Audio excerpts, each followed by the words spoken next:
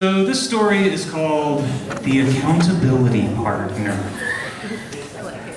Now, if you were here last time, you may know a little bit of my backstory, but I'll go ahead and fill in some details. Once upon a time, I was a Southern Baptist youth minister. I'm in a bar and I haven't burst into flames. Clearly something changed. But I was not always so Christian, so evangelical. In fact, I got back into church a little bit later on, and so I'm going in as a youth minister, having not really darkened the door of a church in about 4 years. Very long, complicated story for another day. But I find myself a stranger to this church culture that I'm trying to figure out. Because I kind of grew up in church, I know some of the lingo, I know the Jesus shit, all that fun stuff, that's familiar, all right, the whole bread and wafer thing, okay, I'm relatively certain on that. But there's just these little cultural things that seem odd to me. And I remember one day I was meeting with another youth minister in town, and of course, again, I'm still kind of new to this, and he looks across the table at me, and he's been very pious and very sanctimonious the whole time, and speaking in this voice that's super enthusiastic about telling kids about Jesus. And I'm like, yeah, man, that's cool. That's cool, yeah, that's what we do. At one point, he looks at me and just goes, Tom, do you have an accountability partner? And I'm just sitting there in my head, I'm like, oh shit, what does that mean? I've heard those words used before, that sounds kind of familiar, and I just went ahead and kind of asked, I admittedly a little afraid to show my cards that I had no idea what he was talking about, but I was like, man, what do you mean? So I'll tell you what, let's go ahead and assign this guy a name. We'll call him Matt, because that was his name. But Matt looks at me and he just says, well, Tom, how's your purity? And I'm just sitting there, I'm like, I have no idea what the hell this guy means. What's going on here? I'm new to this. What is this strange language that's being spoken to me? It kind of sounds like English, but I don't recognize it. And so I just say, okay, well, what do you mean exactly, Matt? And, well, Tom, I don't really know how to put this.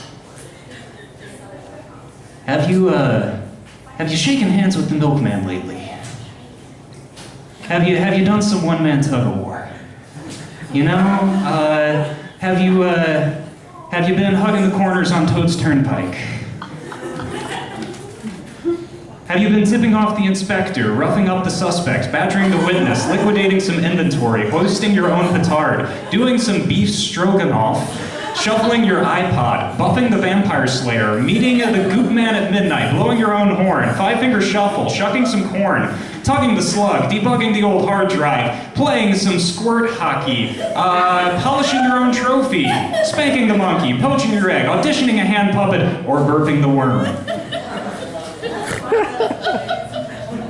What? Are you jacking off? Not right now.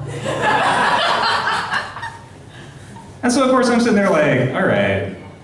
I'm a 27-year-old single dude in a new city. I know no one. I think we all know the answer to this question.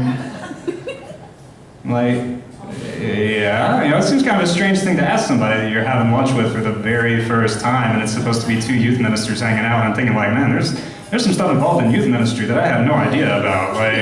This is odd, this is different. And he's like, well, Tom, one of the things I do is I serve as an accountability partner to youth ministers in the area, just to help them with purity issues.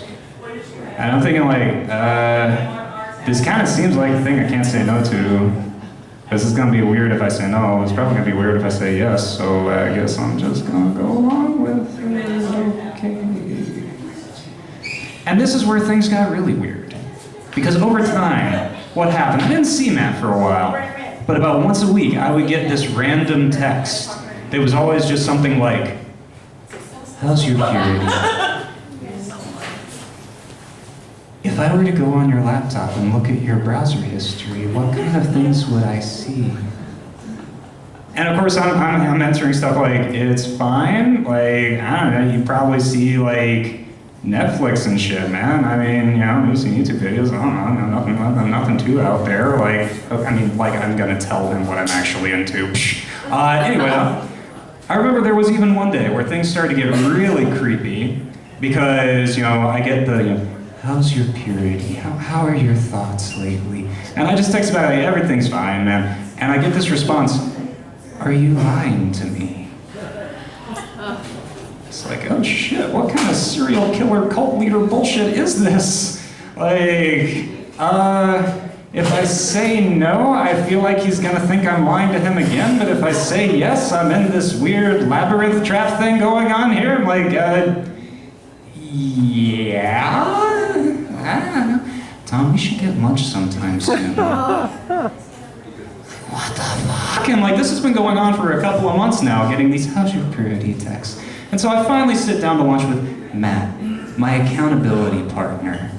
And I look across the table and I'm like, hey, Matt, that other stuff that you were so interested in, like, that's actually just not that big a deal for me. Like, I'm a single guy, I've got some single guy habits, but like, the stuff I really struggle with is like my pride and my self-esteem and like feeling lonely in a new city and not knowing how to really respond to problems at work and looking for constructive outlets for some of the frustration I feel with some of my coworkers and like all of this really real shit that people feel. Matt, my accountability partner, can you help me with that stuff? Because I'm sorry, but jerking off just doesn't seem to be that high a priority compared to all that other shit. And Matt looked kind of puzzled. And he sort of just looked at me and was like, oh, okay, I got you. Yeah, man, absolutely. And I didn't hear from Matt for 2 years. And when I finally heard from Matt, I was hanging out with my buddy Steve, also known as Good Guy Steve, the godfather to my wife's and my dog. Like, Steve is one of the best human beings you will ever meet, and this is all stuff that I will say about him with him not around, because otherwise it would totally go to his head. But I was hanging out with Steve at Town Center doing some Christmas shopping, as you do, and who do we see down an aisle at Barnes & Noble? We see Matt. With, of course, his very pregnant wife and like pushing a double stroller because, Southern Baptist. And so we walk up to Matt because I'm like, well, I would feel weird just dodging him at this point. Like, I don't really know what I'm gonna do. And yeah, how are things going? I'm like, well, good. I'm getting out of that church stuff. Like, that was a huge downer and kind of a bust. And okay, well, I'll keep on praying for you. Now, who's your friend you have with you? And I look over at Steve, and without missing a beat, Steve just goes, I'm his accountability partner. And we held hands and walked away.